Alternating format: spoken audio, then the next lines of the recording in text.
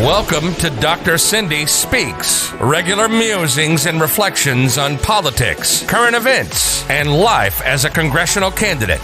Dr. Cindy Banyai is a mom and small business owner fighting for our water, our health, our community. She's running for the people of Southwest Florida, trying to flip Florida 19 from red to blue. Listen as she speaks truth to power and gets real about being a mom and a candidate.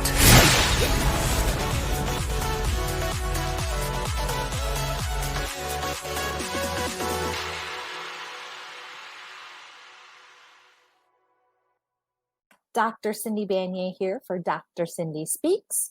I'm a mom and small business owner fighting for our water, our health, and our community. And I am here with you recording this on Tuesday, July 7th at 12:32 p.m. We have another fantastic guest with us coming up shortly, Katherine Norman, who is running for the Florida legislature. She's going to join us soon and tell us a little bit about her race and why she's running. So in addition to that, let's talk a little bit about what's going on here today. So here we are, just another day in pandemic paradise. It's hot and steamy outside, and our COVID-19 numbers are rising. Today, we are continuing to see exacerbated hospital levels here in Southwest Florida. I had seen this morning, there's an estimated only 18 ICU beds available in Lee County. They also put a call out over the weekend for nurses and other trained medical professionals to come in on an emergency basis. They sent a text message out to every available person in the area to come and start immediately, because now they're in a crisis of not only, physical capacity at the hospital, but also human capacity in terms of service. So I'm pretty worried about what's going on. From the numbers, it looks like we're in what we've seen as the low. They kind of batch these tests. I don't know exactly the ins and outs of it, but there's definitely like a handful of days of low and then super high. And I think it has to do with where the tests are coming from and how they're processing them. Now, the worrying thing here that I'm looking at, this is the official one from the state, which there's been a lot of problems with already. But there was a high on Saturday of 11,414. That, of course, each new day's record is shattering the previous day's record. And now we're in this low, but our low, the valleys in this are much higher than they had been. So we had a valley of 6,313 cases, and today's release of the valley is 7,361. So I'm going to go ahead and predict that the next peak is going to be higher than that 11,417 one, and it will shatter the record. And we're going to just keep going because we are seeing cases go. We're seeing people fighting about this. This is what's really got me going. And like really confused and sad and worried is because this is really, some people have been calling it a culture war. So Trump has created a culture war around mask wearing. And it's crazy that what seems to be this kind of benign, community focused act and gesture of goodwill towards others, which is, put a mask on to protect other people from you spreading the virus to them, has been kind of taken on this life of no, it's my freedom of speech, and if I don't want to wear one, and or my freedom of expression, and I don't have to do it, First Amendment, blah blah blah. It's also, I know, wrapped up in a lot of these kind of crazy conspiracy theories that we see coming particularly out of like the QAnon camp, but has been spread widely by various politicians at various levels. But we see this, it's this broad coordinated scheme to deprive you of liberty and to take over the government. And I my whole opinion on conspiracies, being somebody who's worked actively in collaboration where like you have people who want to work together and they can't, that conspiracies fall apart pretty quickly because people suck at collaborating. People suck at doing it. Like they're not good at coordinating with each other. So like if we have this grand spirit conspiracy where all these people are supposed to be working in together, it's not likely happening because people are not good at this even in the best of circumstances. So that's kind of just where it like pragmatically falls apart for me. And so anyway, but yeah, so this thing that has been recommended that other countries around the world are doing, have done in various outbreaks of viruses, and it seems to have gotten to be this thing that in the United States we've drawn a line in the sand, so to speak. And it's like you either put on a mask to protect other people or you don't, because you don't believe in it. And I don't know. It's pretty wild for me. But one thing that I woke up to this morning that was going viral on Twitter was a man being videoed. And he's a middle-ish, youngish aged man, kind of shouting at this other person who's videoing him saying, I feel threatened. And he like has his arms down and his chest puffed up and he's like bull stancing this other person. And then he starts charging at him and he starts swearing at him. And apparently, at least part of the backstory that you can't tell before the camera was turned on is that there was an elderly woman at the store who had asked this gentleman to stay 6 feet away, and that, chided him that he should be wearing a mask. And he started, disagreeing or whatever with the woman. And then this other man who was standing next to her, kind of started sticking up to her. And that's the man who started filming. And then that's what we see. So that was a video that was trending when on this morning on Twitter when it said, I feel threatened. And then the bonus piece for me was that not only was that beautiful piece of white fragility, on display for us all, but that it happened right here in Fort Myers. Just absolutely amazing that this is my backyard. I mean, it's not like I know why it's like that. It's because again, Trump has made this mask thing a culture war, and there's a lot of people who just kind of buy into that here. And we have a system of, local power elites who are hitching their wagon to the Trump train, every single one of them, even, those that you think may be moderate are going all gung-ho on it. And they've been, told that they got to fight for this. And so there's this man in a friggin' Costco fighting for his freedom against an old lady and another man for asking to put on a mask to protect, because as we already know, too, people who are seniors are in that vulnerable and high risk category. They probably also have, at least some of the pre-existing conditions and the underlying health conditions that would make them doubly vulnerable. And so, I mean, I just can't believe that that's where we're at, where we've got people in this community who are so hyped up about this, fighting tyranny in their own backyard, or however they frame it themselves, that they're charging people in a Costco, and then using this veil of, I feel threatened because somebody told you to put on a mask, because there's an old woman who doesn't want to die because of your negligence. I mean, come on, give me a break, buddy.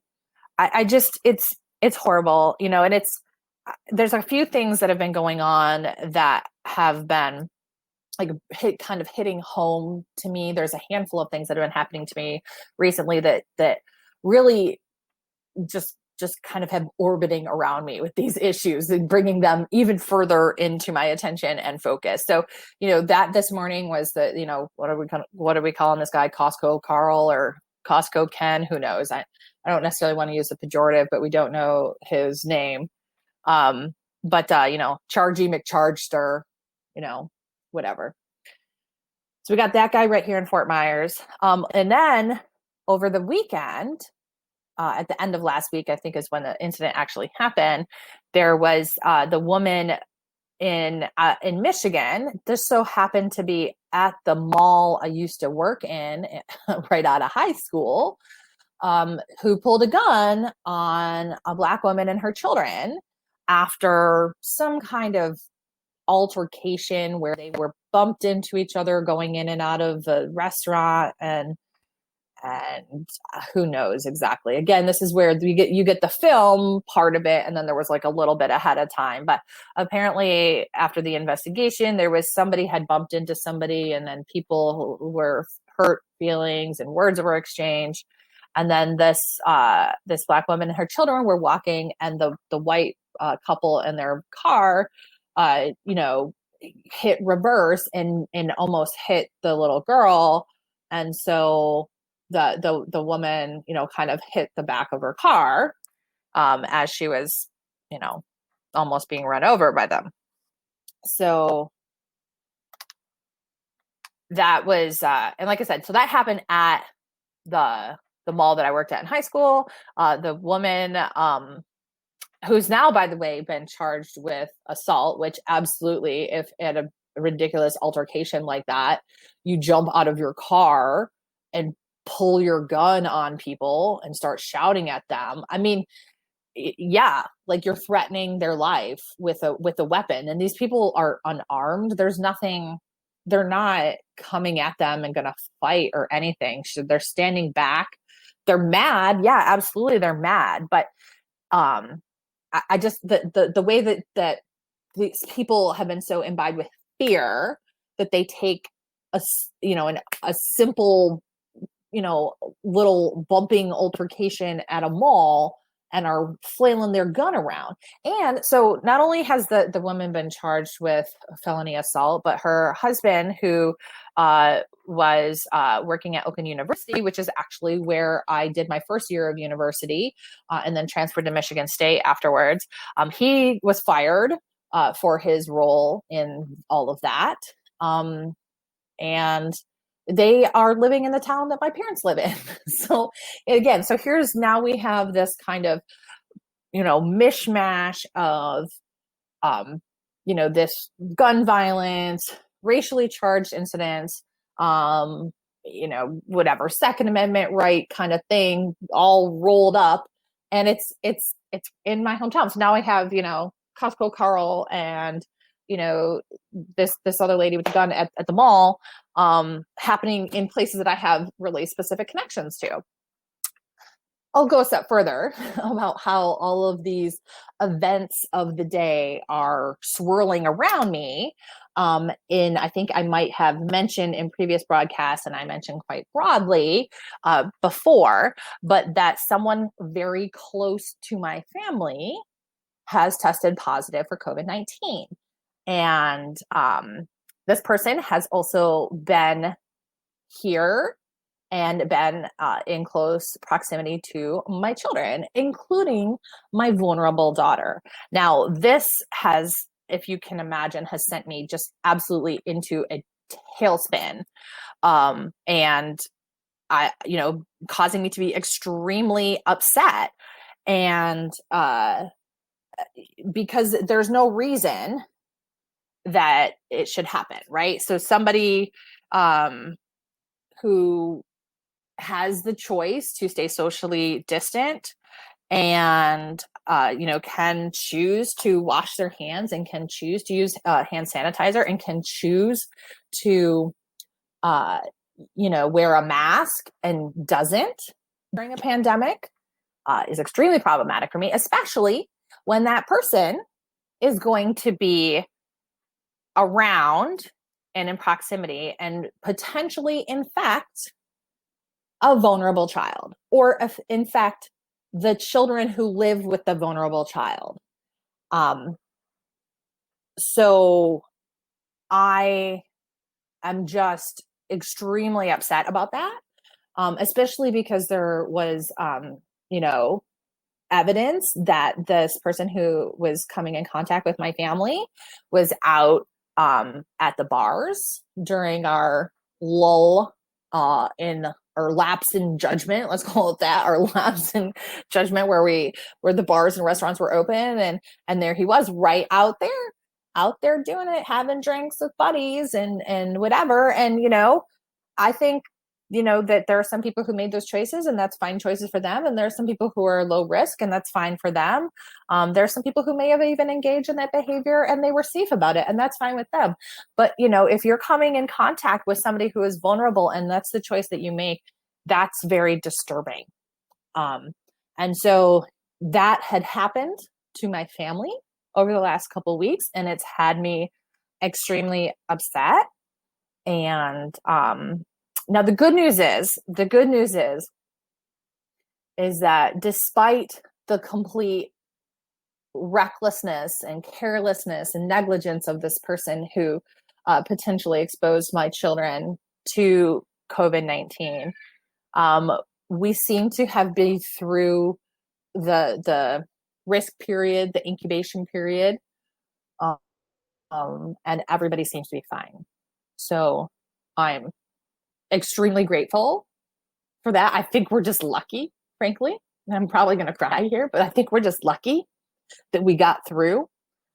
But it's awful to be worried about the life of your child, because there are people around you who choose themselves and their leisure over their life. And so, let me breathe for a moment there. But I think that that's just another component of this really hitting home for me, is that, yeah, we have to be very cognizant of what's going on. And, it's making me even more of a fighter around what we need to do to get through this pandemic. And how we can prepare better, because I still am 100% of the position that if we had proper leadership, proper coordinated strategy from the federal level on down, if we didn't have Trump and Bannon, who systematically eroded the structures of our government, systematically took people out of positions, left positions unfilled in the name of deconstructing the deep state, quote unquote, for some fantasy of conspiracy, and leaving us vulnerable under the lack of leadership around the game show host president that we have, we wouldn't be sitting not even on the precipice of disaster, but way over the threshold of disaster at the hands of the biggest failure in history. I've said it. I made a hashtag on it. This will absolutely go down. The American response to COVID-19 is going to go down as the biggest failure in history. And you know whose feet that falls at? Donald J. Trump. And his administration, his buying into conspiracy theories, his leadership of deconstructing our government systems, his lack of coordination with the states, his competitive behavior with the states, and the way that he has left cities, municipalities, and people in this country to flap in the wind dealing with a pandemic. Every other country, except for, by the way, Brazil, whose president today, Jair Bolsonaro, tested positive for the disease that he doesn't think exists, COVID-19. So good to be in lockstep with that guy. Every other country has managed to take a turn down because they were able to have not only coordinated strategy, so like the real components of governing underway, but then actual leadership. And that's where, again, this is going to be the biggest failure in history because of this, because not only of the technical components of government that are missing, but the fact that we've been led into this crazy ass culture war around wearing a mask instead of having somebody unite our nation under a unified message of American solidarity and community spirit and care for your neighbors. Because that's what this really comes down to.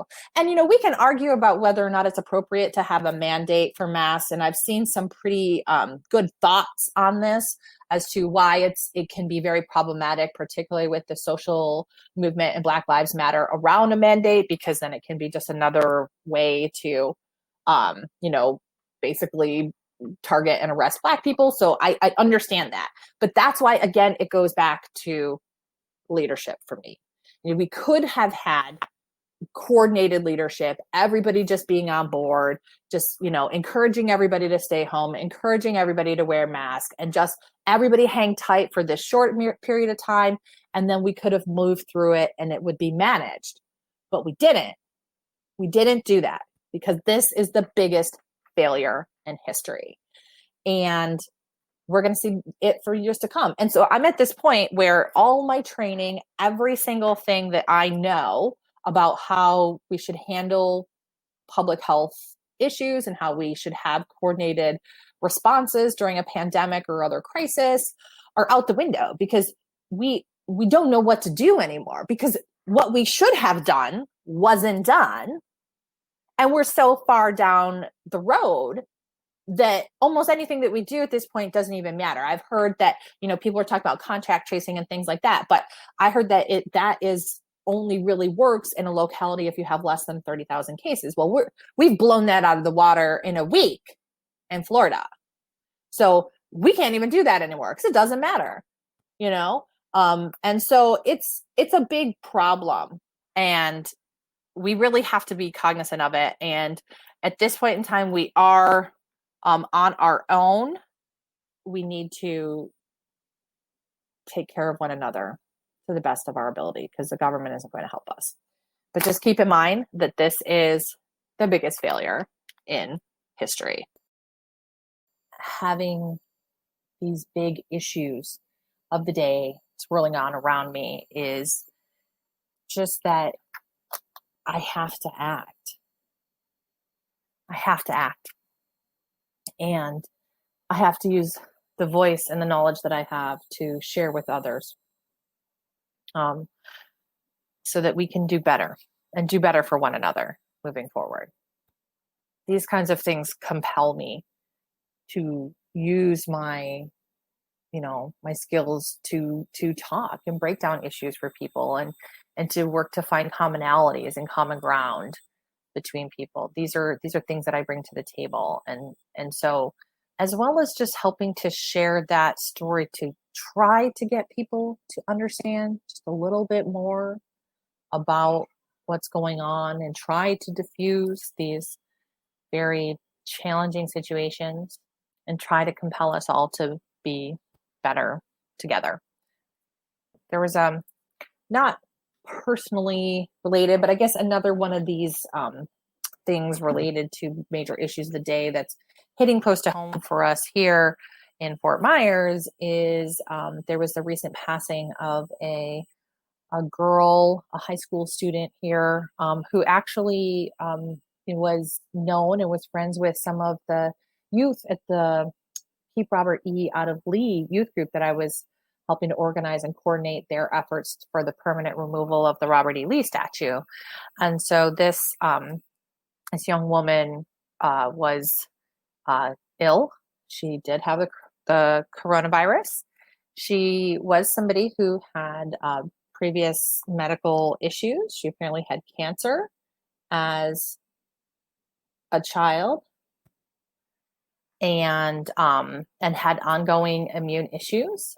It's very similar situation to how my child is, my daughter is, and it just really bothered me. So the situation with her, so she had previous immune issues, and she was exposed to the coronavirus. So, we got word last week that she had passed away, and it was very sad. She's, one of the first pediatric cases here in Southwest Florida to have passed, and everybody's very sad about it. Now, what we came out and what hit the news yesterday was that she was potentially intentionally exposed to the virus, and that her mother had encouraged her to go to a large church youth gathering that was, quote, dubbed a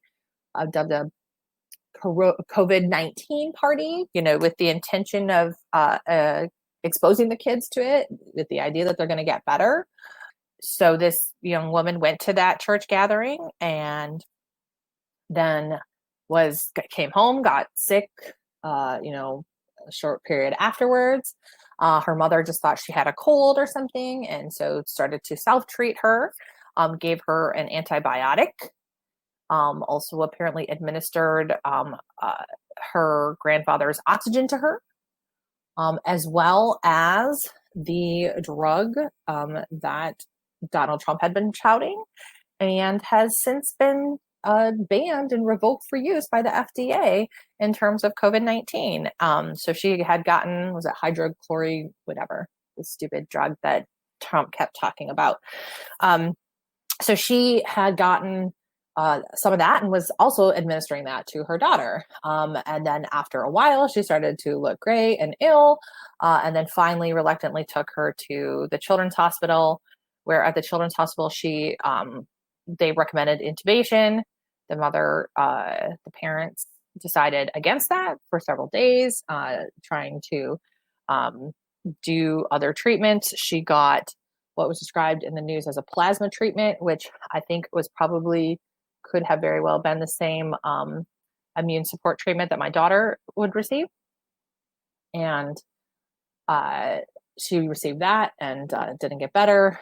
Her situation deteriorated. And then she was finally flown to Children's Hospital in Miami, where she succumbed to the illness.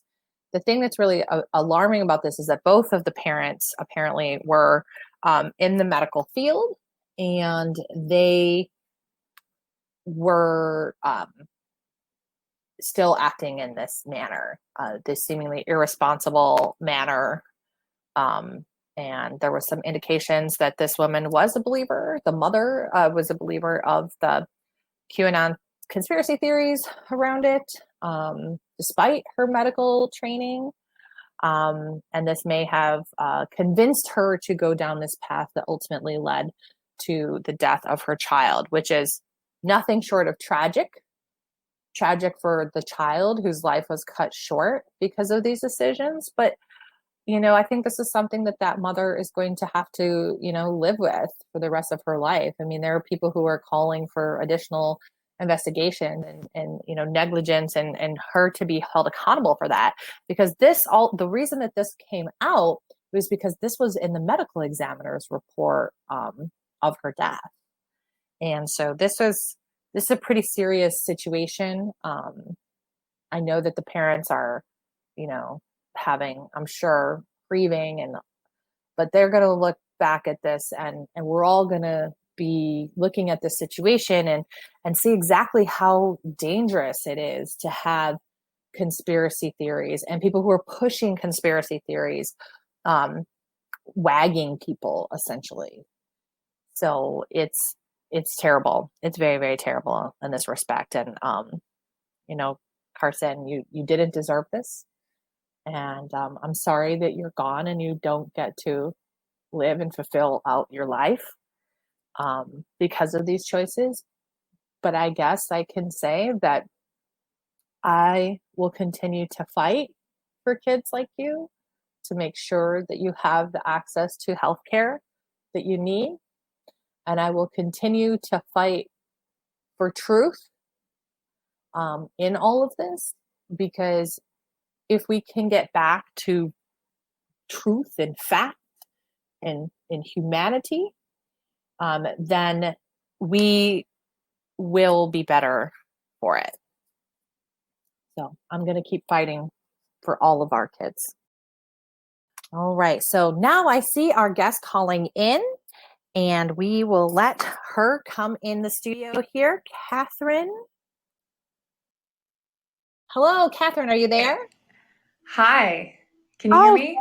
yes, we can hear you. Fantastic. Thank Awesome. you so much for joining us here today. Thank you so much. It's been a saga to get on here technologically, and I'm so thankful to have your patience with that and to be here with you. I'm really excited to talk to you. I've been listening Absolutely. this Oh, throughout this time.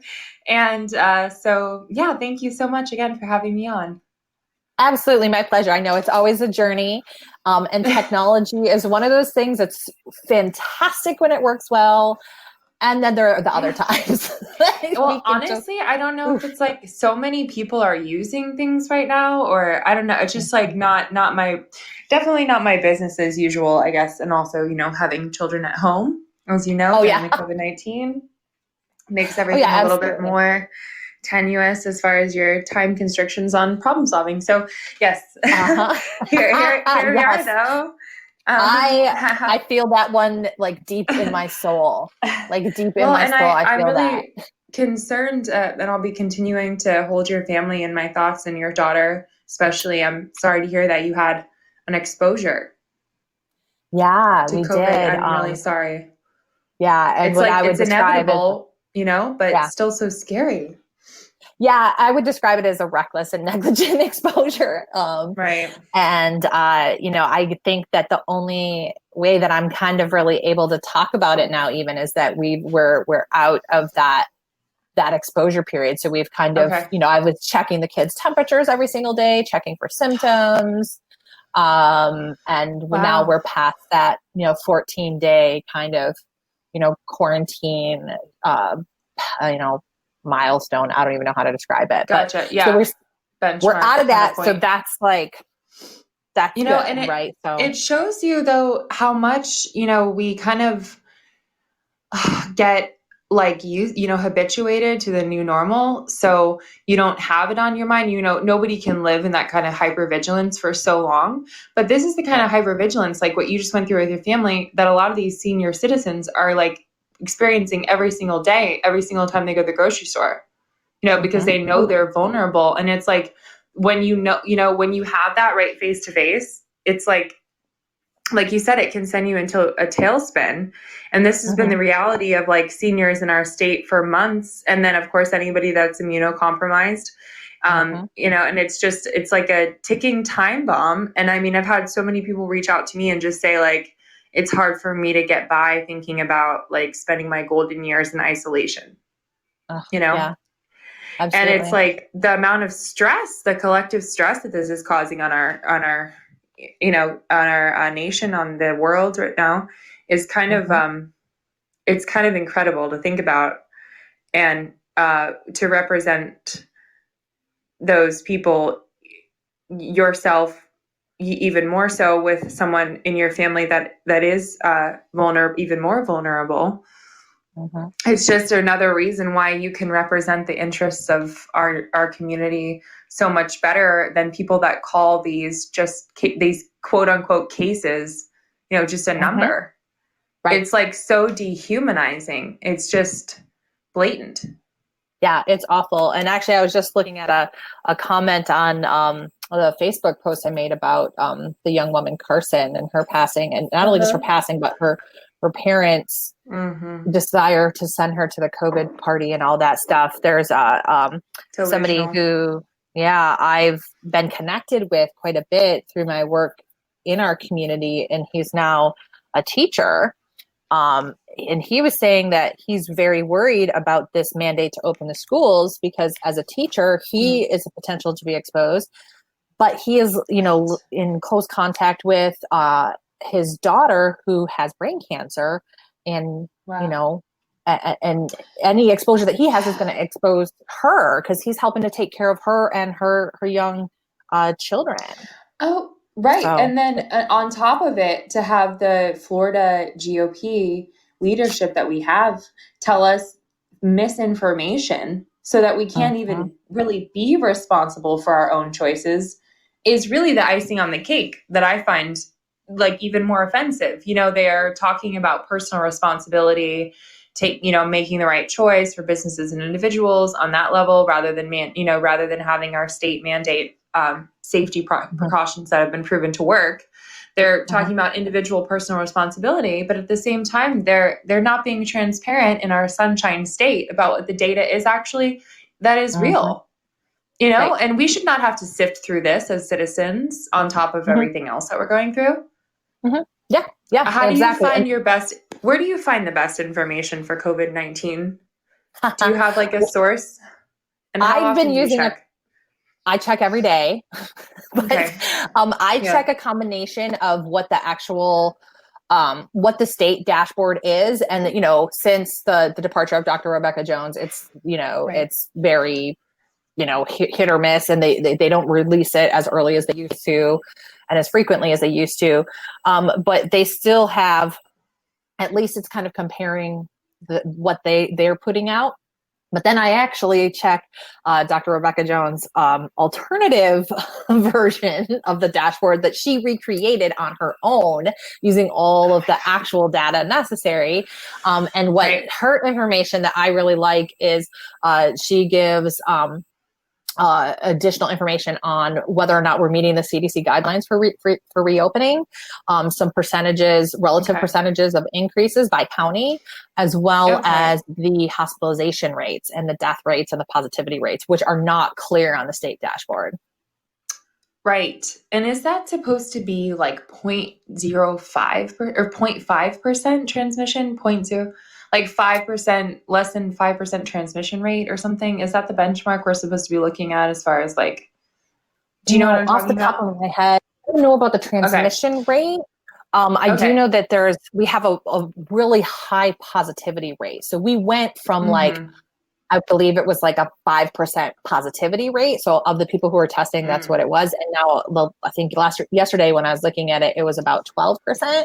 Which is like just an indicator of, massive community spread. How many people are there out with it? Yeah. Right. And that's just how many more. So it's crazy. But anyway, so listen, we jumped right into it and I love that, but let's talk about you. Let's give you a proper introduction here. Thank you so much. Katherine Norman. So Katherine, tell us who you are, what's running, what you're running for, and just give us a little brief introduction, and we'll talk a little bit about your district. Awesome. Thank you so much. Yes, my name is Katherine Norman. I want to say hello to everyone on this podcast, and also especially Sarasota and Charlotte counties. My District 23 in the Florida Senate represents all of Sarasota County and part of Charlotte County. And I'm running as a candidate for transparency, accountability, our environment, and an economy that's thriving for everybody. I'm a mother of 2 children, both of whom were born in Sarasota and go to school here. I'm a lifelong Sarasota resident and an entrepreneur.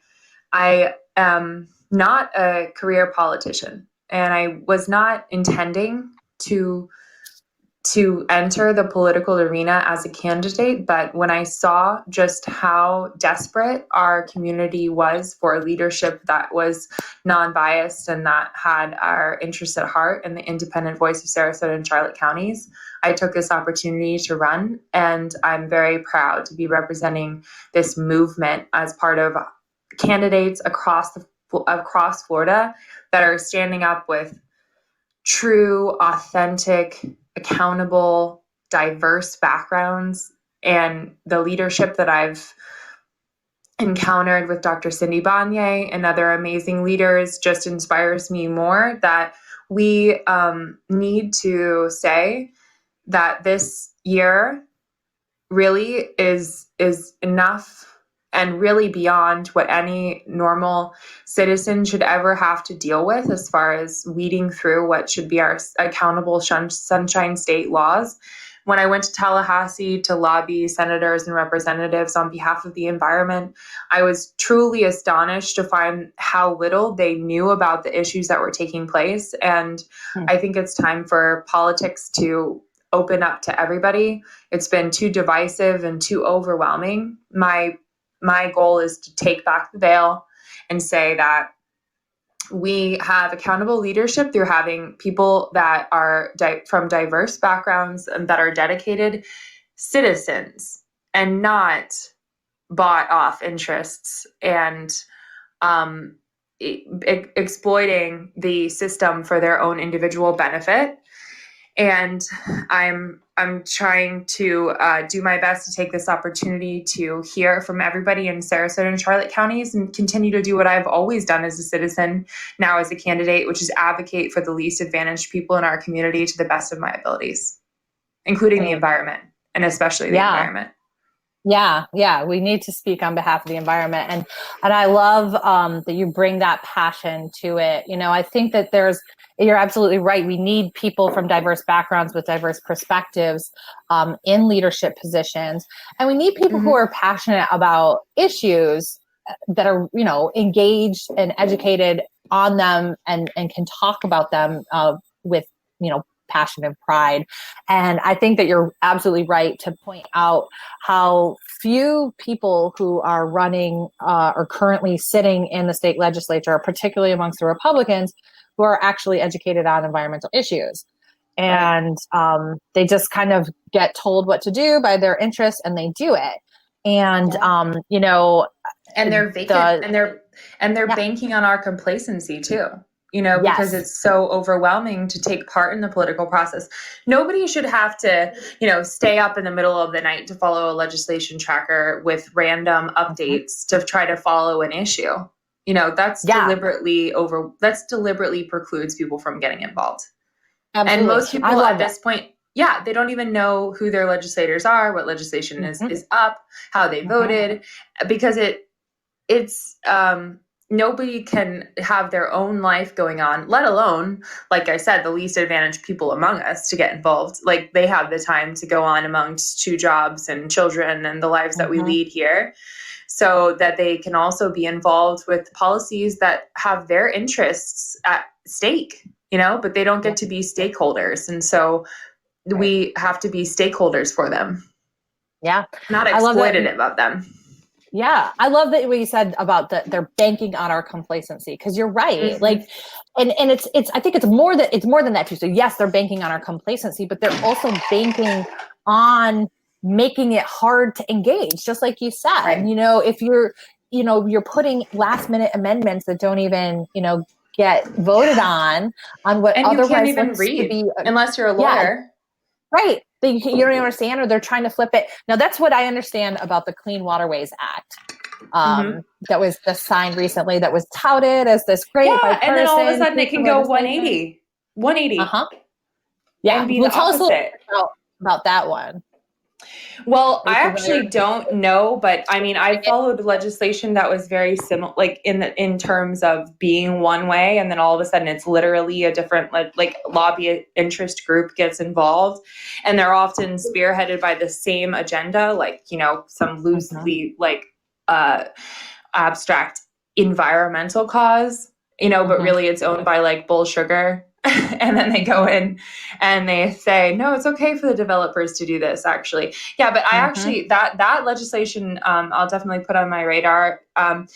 What I've been following pertains a lot. I mean, obviously that's probably statewide, but there's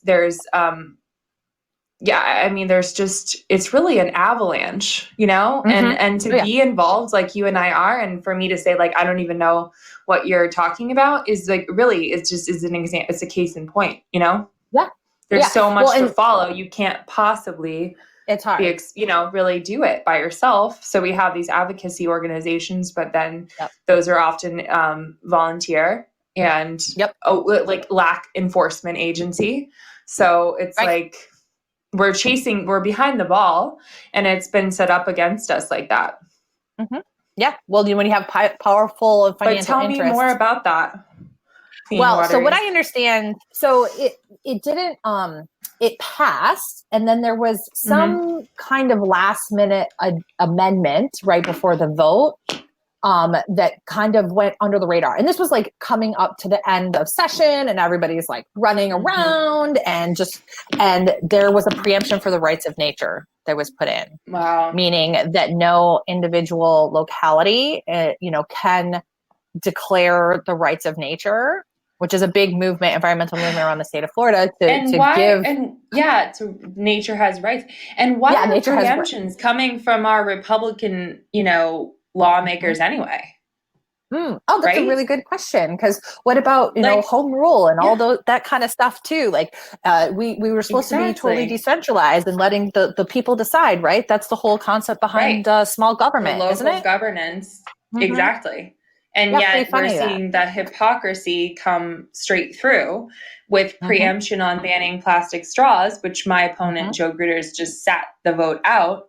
Because Sarasota County was so informed on that, he couldn't possibly, vote in support of that. But he did vote in support of a preemption against banning oxybenzone and other chemicals known to kill our coral reefs. And so Key West did their very best to enact an ordinance to ban that from being present in their area specifically. And the state of Florida decided that they would rather prioritize the cosmetic industry and the lack of regulation on the FDA than the health of our citizens, which is the health of our citizens and the health of our waterways. And you and I know those are really the same. Like if we don't like the basic of public health is a good environment. We can't be healthy without our environment. And we are all living here under that innate knowing because we want to live in Florida because of its inherent value to us as humans and the value and the connection that we have with nature. And that's being like robbed and exploited and short-sighted, so short-sighted. And I think that's why I think we cannot allow a microcosm of interest like the Florida GOP has become. Such a small group of microcosm interests that we can't, you can't challenge the status quo if you are the status quo. Ain't that the truth? And yeah, it's terrible. And I love that you said that it's short-sighted because it is. It's self-interested and short-sighted. And that's how we got into these big problems that we have with climate change, with environmental degradation, with just environmental justice issues around, using particular neighborhoods that happen to be, filled with Black and brown people as our dumping grounds for decades. Exactly. And then these same people have health problems and they have, poor care. Oh yeah. And then we're going to blame them for their lack of ability to have good jobs, because their kids are sick. Yeah. And the mothers that bear the brunt of that. We would benefit as a society in ways that we can't even imagine if we operated with basic human dignity, really. Yeah, fascinating thing to think about. If you just treat other people with respect and, value common, public goods and treat them with that respect, then we would have a much stronger society overall. Right. And I feel that way about homelessness, which is really a problem in Sarasota County. And we have been labeled nationally as worst to homeless people. And it's really a stigma in this area, and we are so wealthy in this area to be doing that. And basically, it's like if we instead had housing first and had these people in, and it's like the numbers game. It's like having to qualify that in economic terms is really insulting to the human dignity of those individuals. But even if you did, it's still beneficial. So that's why to me, it's like our society has just so many unknown benefits if we would just enact policies in alignment with our inherent pro-social, why we have a society at all is because we decided that we were going to help one another. So we were able to establish their own language, communities, irrigation, and all the things that allowed our cultures to have the foundation that they needed to thrive to the extent that we have technology, elections, democracy, and communication. And I'm definitely proud to be here in this opportunity that I have. But when it's right in our backyard, like you're saying, with the economic and environmental issues coming to a head, here in Sarasota County, there's a neighborhood called Newtown, which is traditionally African American, brown individuals, Hispanic individuals. And it's basically, they took what was a former dumping ground of radioactive materials and nuclear waste and rezoned it for housing. while simultaneously not taking the zoning considerations to the surrounding areas into account and allowing construction materials to gather in those areas to the extent that fugitive dust, toxic waste from these construction zones was going into the air as fugitive dust and causing asthma rates in that area 4 times as much as anywhere else in Sarasota County. These young Black children were dying of preventable asthma diseases in Sarasota Memorial Hospital, where we have wealthy people, having their babies in a multi-million-dollar redone maternal wing. It's the disparity is so blatant. And I remember when I went down and I found out for the first time after studying the fugitive dust issue with the Environmental Caucus of Sarasota County Democrats, Barbara Klein, she is a powerhouse. She's the president of the Environmental Caucus of Sarasota County Democrats. And she went down to Sarasota City Council meetings, to City Hall, and said, where are the road improvements that you promised us 10 years ago? And we as individuals had to get involved and provide oversight to the government in our local area to make sure that they did the basic requirements of it. I mean, so basic. Planting trees around this construction area to make sure that the dust didn't go right into the cityways. To make sure that they watered it down so that dust didn't pile over a VPA performing arts school. That was it's a school that Sarasota built specifically in Newtown to raise the demographic up and to allow them to have access to quality education. That school was being literally covered with fugitive dust every day, made of toxic construction chemicals, happening right in our backyard, right under our noses, because they're banking on our complacency. They're banking on our complacency. Yep. Yeah, you're right. And in Fort Myers, it's the Dunbar community that's a traditional, it was a segregated part of town. It's still like 86% Black. And what the city had done for years here was dump their wastewater treatment sludge there. Wow. And it had polluted the groundwater with arsenic and a handful of other chemicals. And so it caused a lot of problems. And it was like children were playing on it directly too. And the city, a group of people sued the city to try to get them to fix it. And then there was, some culpability and they kind of half-assed fixed it.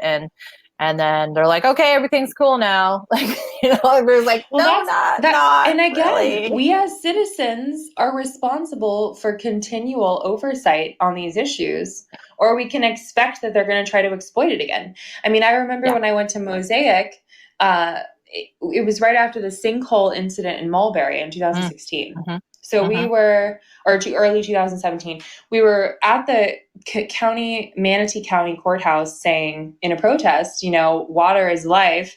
We cannot allow them to pollute our we're not going to give them a permit in Manatee County. And the water really affects our entire state. It's like, it's not just a county-wide thing.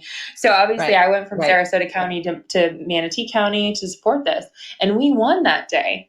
They were unable to get the permit, but it was just because the public was so involved because of that very public, very scandalous and reckless sinkhole in Mulberry.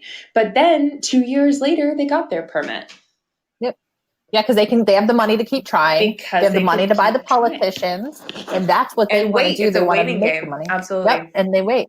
And it's hard for citizens to be engaged all the time. So yeah, when we have to keep our, politicians in line from handing away our public goods to private interests, it's exhausting. And we should really be able to trust our government officials to work on our behalf and to get the government structures and our infrastructure working in a way so that it just hums in the background, doing its job for us. That's the ideal situation from my perspective.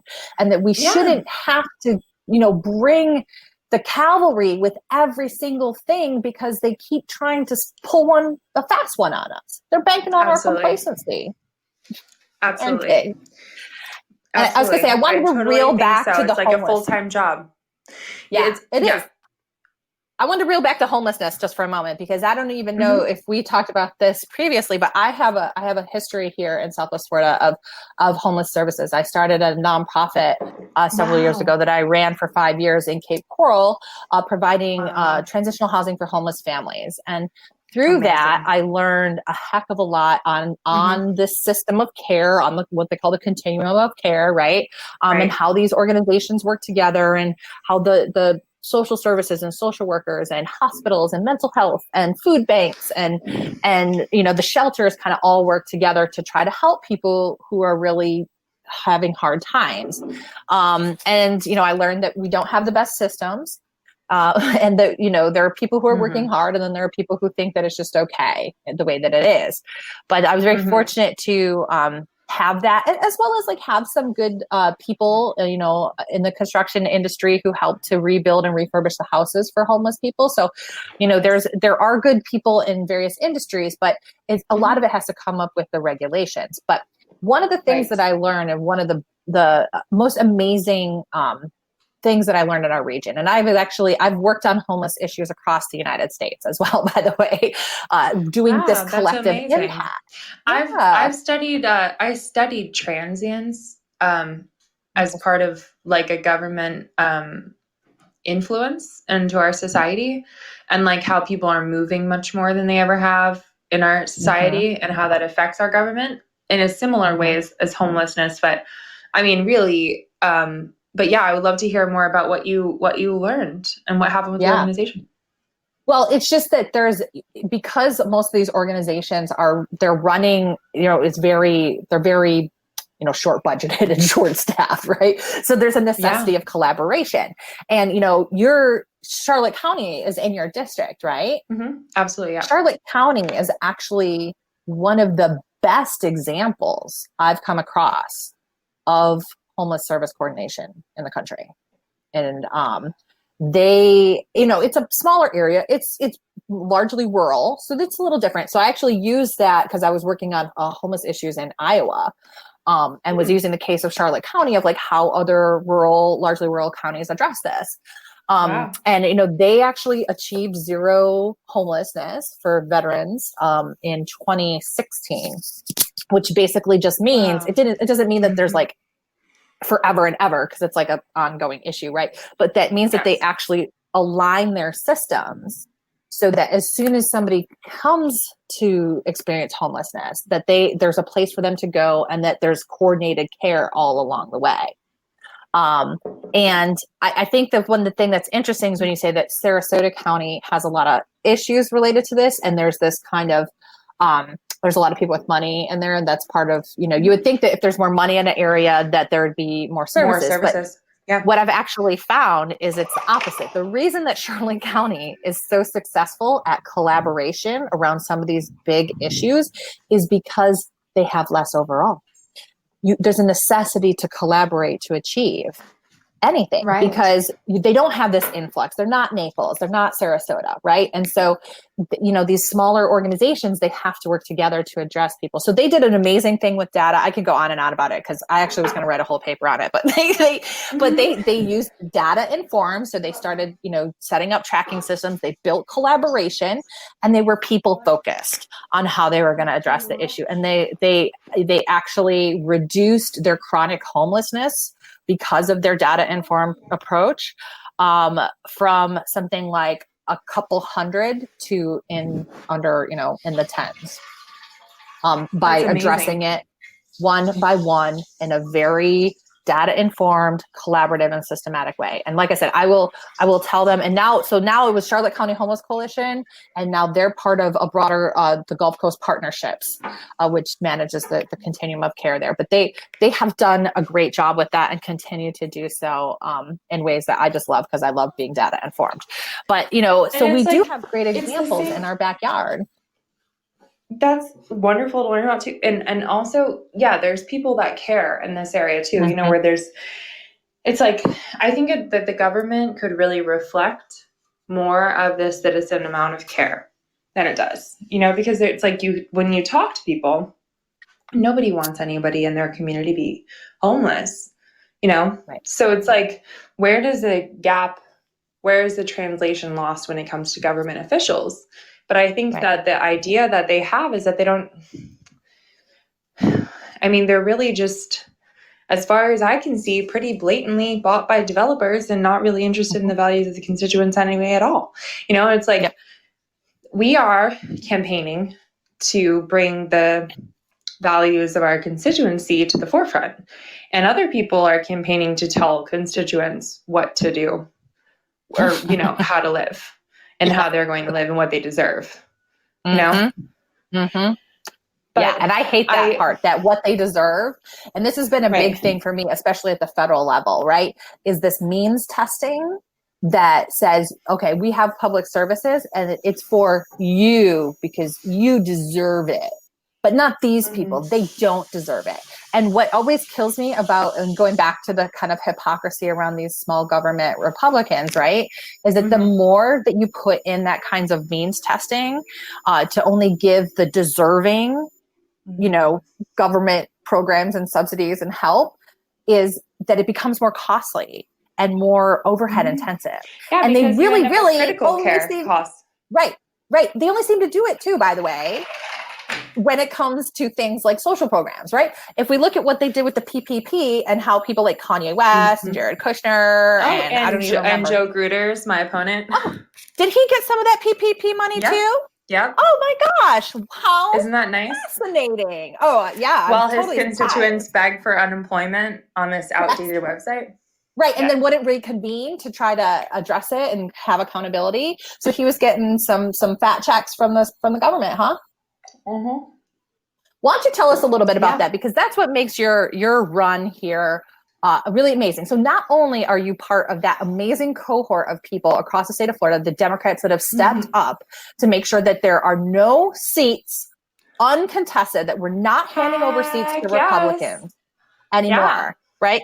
But tell us about your opponent, because he's a real humdinger, isn't he? Well, I think that I'm just majorly disappointed. You know, you never want to believe it. And it's like people, like you said, we want to go on autopilot. When Barack Obama was president, I went on autopilot. I thought everything was okay. I did not get involved with local races. You know, I did not find out about issues. And like we've already discussed in this call, this is a long game. Like these people are being bought off by developers over the course of decades. You know, if they can spend a couple $100,000 in elections and save $1 million on, you know, buying properties, it's worth it, you know? And I was definitely on autopilot myself. And, so, you know, I think that the problem is not that, it's that there's one of two things. Either Senator Gruters thinks that he's doing the very best good by our constituents, and he is so misguided in his alignment with this administration and with corrupt values that he can't see beyond that, or he's deliberately manipulating us and simultaneously knows that he doesn't care at all. And I'd like to say it's probably like a mix of both. In 2014, from everything that I saw, Joe Gruters was a family man with a lifelong stake in Sarasota values.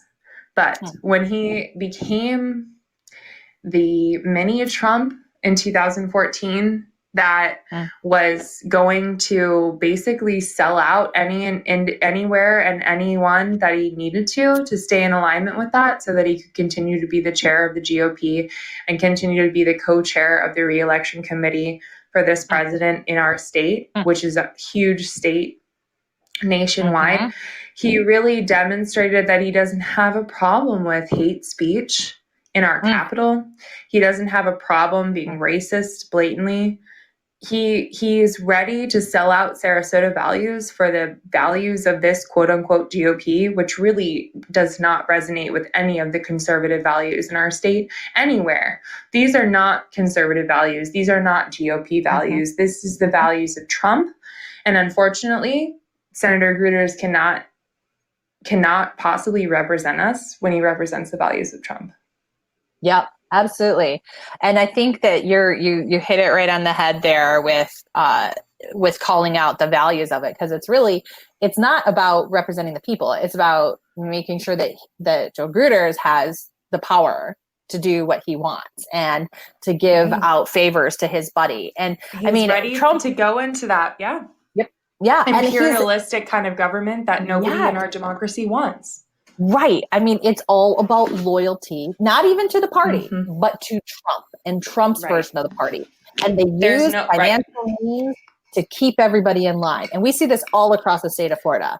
If you fall out of line with what Joe Grutter wants and what Trump wants, then you are politically. Yes. And DeSantis too. They're all in this alignment because they're all Trump cronies. And, what Pam Bondi's, at the White House doing her thing now too, because she had a little look the other way on Trump University. So, it's really disgusting. It's not, it is not democracy. It is not American values. And when we're trading, loyalty to a leader instead of democratic processes and justice for people in our districts, I mean, what have we become? Now, I know it's a real big trope for the Republicans to call us and to fearmonger around communism and socialism and all this other stuff. But if we really, really look at it, and this is, by the way, where I started getting attacked by a couple of the crazies in my area on Twitter. But when I said, listen, communism is a political theory of thought, but what the scary component of it, what everybody rails against, is authoritarianism, right? It's adherence to a specific party, to a specific leader that's scary, and it's fascism on the right, and that's what it is. I mean, that's what it's called. So we should be scared. We should be afraid of this authoritarianism, because that's what stifles democracy. That's what stifles political participation. It's not an ideology. And that's where I have to wonder too, is Joe Gruters, I have to wonder, is he deliberately misleading us? Is he trying to make us believe that he's really a kind person with these good values, but really he actually has sold out completely? Is he actually hoping that we will be fearful and overwhelmed enough not to participate? Is that his agenda? Is he banking on our complacency? And how much does he know about that? Or how much is he just selling out? And either way, doesn't represent our values. He's either selling out or deliberately implicit. Yep.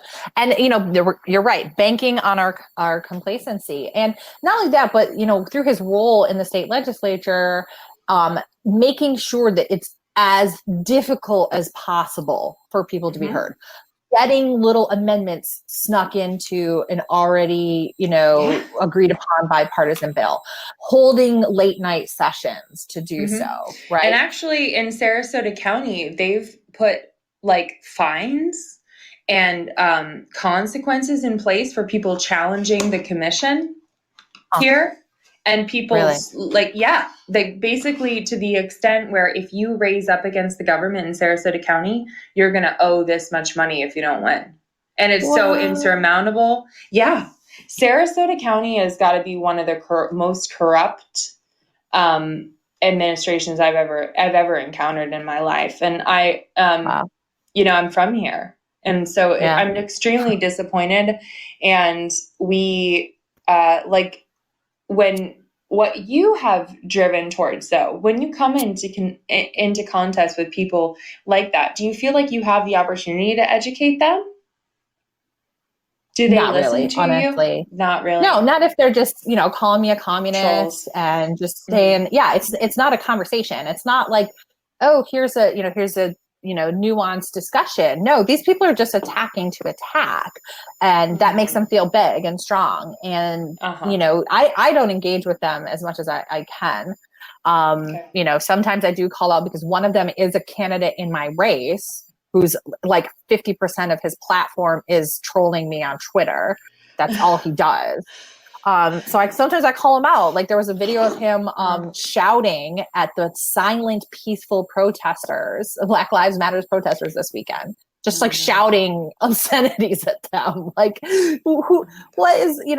crazy town, this guy. But Oh yeah, and I mean, Alan Ellison.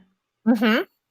He has been a tremendous influence on my campaign, and I'm excited to see. And he said that he literally could not debate his opponent because he wouldn't take off his gun to go into church.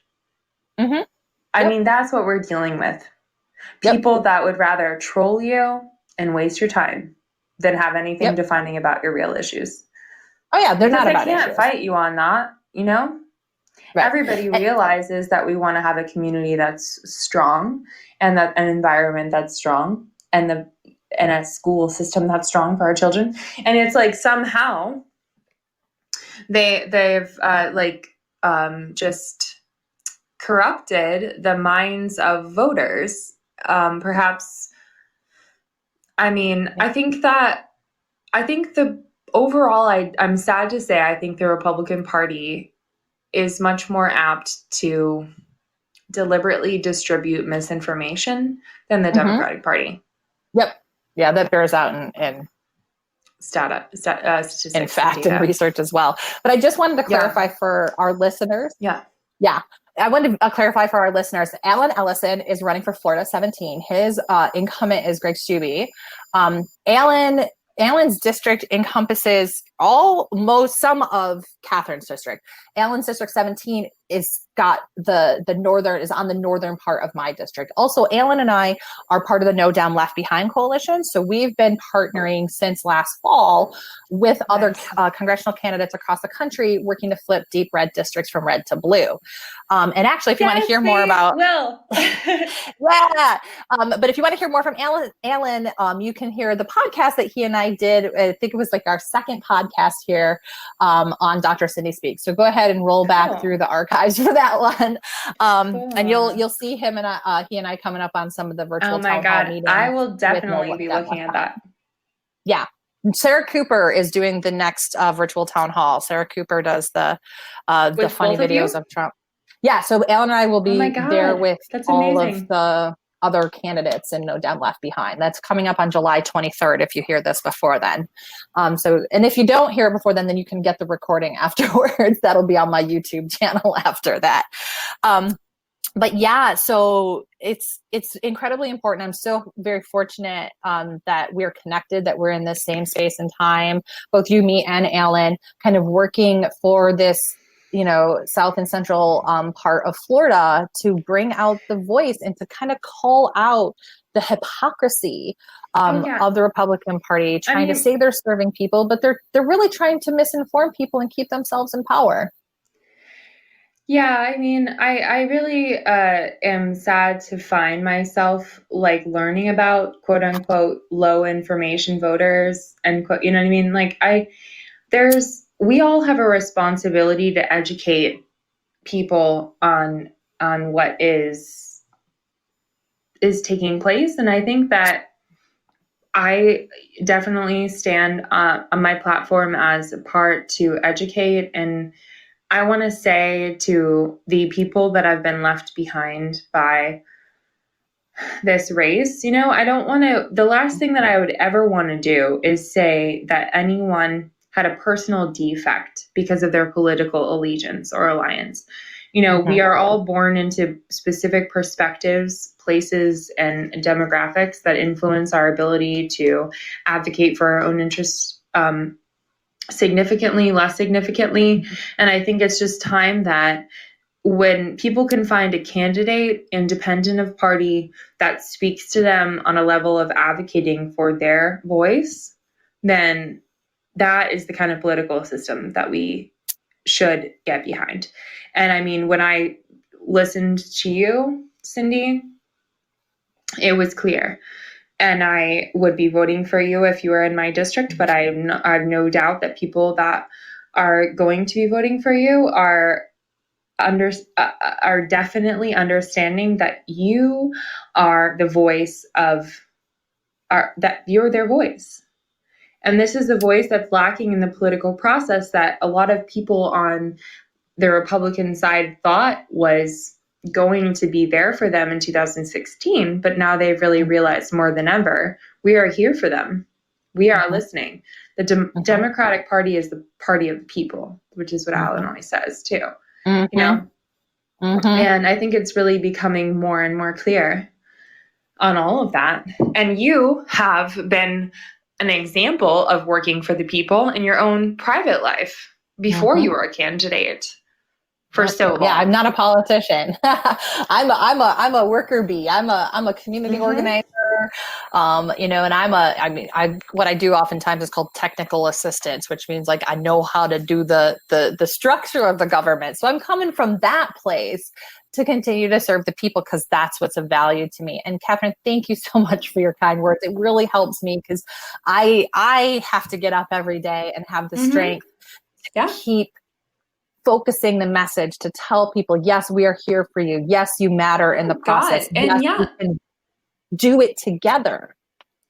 And you, as to be a little bit of a like sexist here, but as a woman and as a mother, you feel so much more deeply and in the longevity in our communities, like I do in some cases, to not be an individual and to be really an advocate for the community. And sometimes it can get very heavy, and to continue to pick that up every day and realize it with a level head and advocate for the people that can't have a level head because their socioeconomic or their racial injustice or their particular means precludes them from being a voice for themselves, but you have to take on their cries for help. Like I've already received as a candidate, let alone I can experience as a elected official, and you carry that with you and you have that responsibility of the life and death decisions that we're facing, and you can pick that up every day.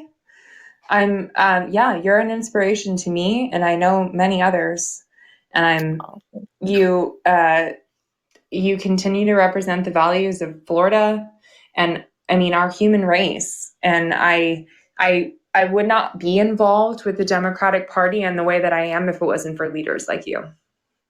Oh, well, thank you. That is so amazingly flattering and humbling, and you're inspiring me too. You know, that's where I was like, we got to do this together. And I want all of the candidates just like you who are running across the state of Florida to feel supported, to feel this is possible, to feel that we can do it, and just keep fighting, because that is what it's going to take. Us underdogs in this fight, we don't have millions of Dunkin' Donut dollars to throw into our races, but we got the heart and we got the people, and we can do it. So Katherine, I want, before we wrap up, because obviously you and I are birds of a feather and we could keep talking forever, but that doesn't make for good podcast. So why don't you tell us here, just give us a kind of like last little summation, and then tell us how we can help you. Okay. I am just so enthused by the supporters that have turned up for me in District 23 so far. Please continue to contact me. My platform is your platform. We have this opportunity, and we are going to make the very best of it and the most of it. And I am 100% committed to hearing from every single one of you. So please continue to contact me. I couldn't be more enthused to have your support. I'm happy to everyone that has donated to my campaign. We're running a real race here in Sarasota County against very established forces with significant capital. And that means a lot to me as I continue the trajectory towards November. And I am looking for people to continue to spread the message far and wide about not just District 23, but the fact that the Florida GOP has failed us. And I think that it's time for Florida to stand up as a state and be the contingency upon this presidency that we're all hoping on. And I want to turn this state blue. Let's do it. So give us your website and contact information as well. KatherineNorman2020.com. That's Katherine with a K. Yes. Katherine with a K, ATHERINE. Norman, NORMAN, at 2020@gmail.com, and KatherineNorman2020.com. KatherineNorman2020.com. Well, thank you so much. We should absolutely send volunteers, send dollars, and share and amplify your voice, to be the actual voice of the people in Sarasota and work to break the corrupt structure of both Sarasota County as well as the state GOP, who has just put everybody in this state in, crony lockstep with Trump, and Catherine's the one that's going to take him out. So thank you so much for being here today. Really appreciate Dr. it. Cindy, thank you so much for having me on. I'm so proud to be here and for your time. Absolutely. And so we're going to turn Florida blue. We're going to turn it blue, and there's more to come from us too. So thanks so much for being here. Let's flip it blue. Have a great day. You too. Thanks for listening to this episode of Dr. Cindy Speaks. If you'd like to learn more about her campaign, go to cindybanyai.com or connect with her directly at vote@cindybanyai.com. We love connecting with people. Contents of this podcast are paid for and approved by friends of Sandy Banyai.